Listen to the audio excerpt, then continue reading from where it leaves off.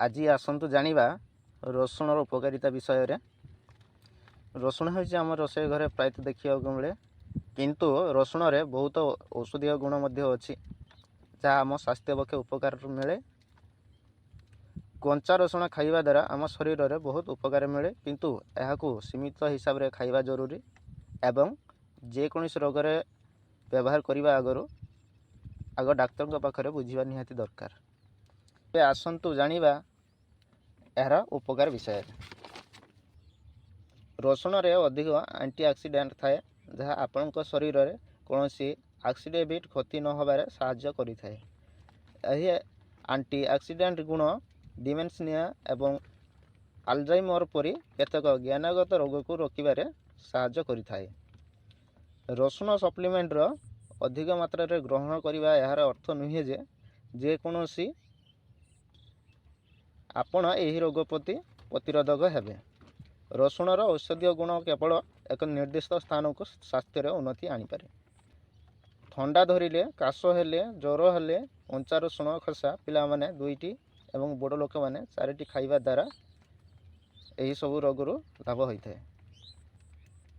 उच्च रक्तचाप किंबा उच्च रक्तचाप पीड़ित व्यक्ति रसुण होची चमत्कार मसला।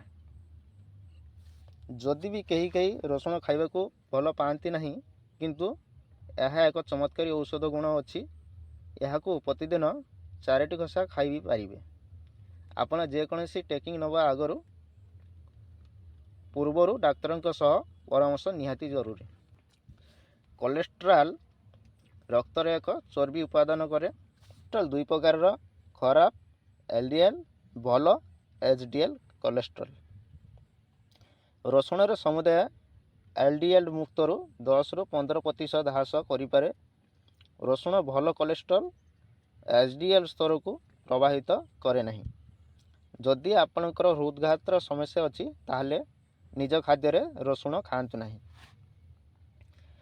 अनुसंधान अनुजाई रसुण खाइबा द्वारा कर्कट रोग हेबार आशा कम थाए।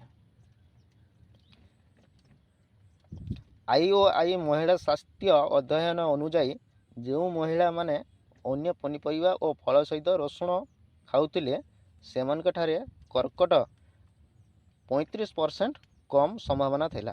तथापि अनुसंधान माने कहिसेंती आहुरी यहा उपरे अध्ययन आवश्यक। ताहाले आज पई एतिकी। सुस्थ रहंतु, भल रहंतु।